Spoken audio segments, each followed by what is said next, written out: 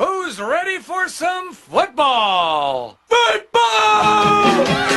That's right, ladies and gentlemen, it's time for some football! The NFL season has officially begun, and so is my yearly tradition of waiting for the Super Bowl so I can get drunk before 10 AM. Also, it's the yearly edition of Madden NFL with its roster updates and changes. Now, there's nothing wrong with this formula, especially when the changes make it better for player of all experiences. The thing about my experience with the Madden franchise are so few. I started out with Madden 96 on the Super Nintendo, which is downright primitive compared to today's offerings.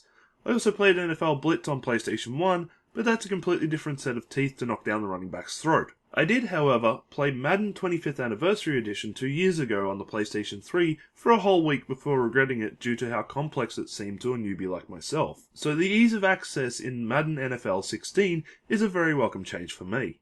Although the method in which Madden introduces its new changes to its play system, which they call the Playmaker, is so amazingly hilarious that I've replayed it several times just because I know I'll never see it in reality. Cardinals versus Steelers in the Super Bowl? Give me a break. We all know it's going to be the mighty Seahawks returning to the hallowed turf for a third year running, and if all goes right, it'll be against the Patriots so we can avenge that terrible final play of Super Bowl 49.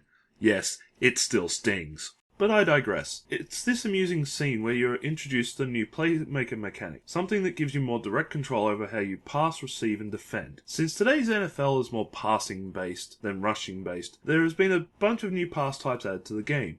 You have the bullet pass, the lob, touch pass, high throw, and low throw. Each pass has its uses in the game. Bullet, touch, and low throw are easy for short game, lob and high throw for long bombs, and you mix them up for the mid game. Of course, on the other end of the pass is the receiver, who has the options of run after catch, a tighter possession catch, and an amazingly flashy but a risky aggressive catch. All of these are tied into a single button each, making the game more fun and easier to control yourself. And doing things like intercepting the ball or running a tight pick from an unaware receiver is a lot more accessible than it has been in past games. On the defensive side, you have three options as well. Play the ball, play the receiver, or just tackle the ever-loving crap out of whoever has the ball at the time. Playing the ball gives you a chance at an interception, playing the receiver will have you taking down the receiver to spoil the catch, and as usual, tackling is bone-crushingly satisfying that you want to go for the quarterback sack as much as possible. By now, you've probably noticed that this game looks amazing. The amount of effort that's been put into the presentation makes this feel like playing a broadcast on ESPN or whatever channel you get the NFL on. This comes complete with Papa John's pizza commercials and everything, which I find hilarious. The players look amazing and will move very realistically, especially when tackled by either a single defender or a group. Sometimes you might notice a leg going to snapping point or the ragdoll happening weirdly, but then again, nothing is perfect. But this game comes very close to it. Now, anyone who has played Madden in the past knows it's all about the game modes. Well, this game does not disappoint. You have Connected Franchise mode in which you play as either a player, coach, or owner throughout a whole season. You also have the option to play online with friends in a public or private league environment. You'll spend games making specific goals happen per game or over the whole season to gain experience, confidence, and other things. I know I'll happily be playing through a career as a new Seahawks quarterback because I'm a little bit of an egotist like that. I did find a problem with using a created character in this mode though. It seems that if you don't find some way to get yourself instantly to an 85 or a 90 overall stat base, you'll be throwing nothing but interceptions and dropping catches because the AI in the online leagues is brutally punishing to the point of rage quitting, as me and my friends have done several times by restarting leagues over and over.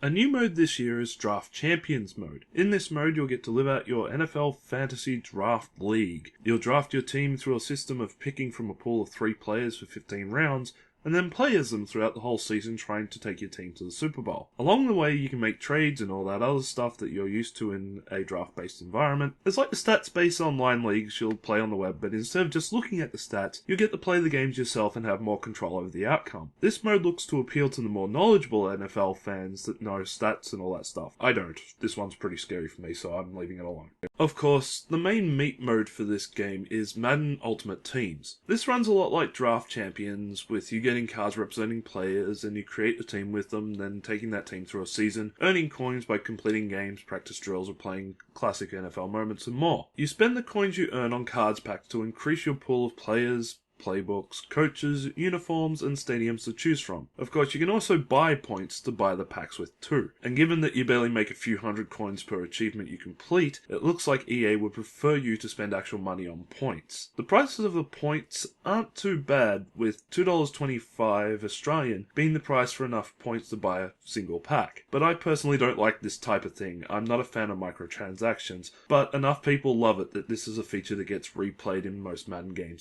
You also have an extensive skills drill mode that helps you play better in the game. However, it's not something that needs to be completed in order to play. I do recommend that you play the I'm New to Madden one just to get yourself familiar with the new mechanics and the basics of the game before jumping into the main game modes. If you're really wanting to get the full experience though, you will run through every single drill trying to get a gold medal in every single one of them.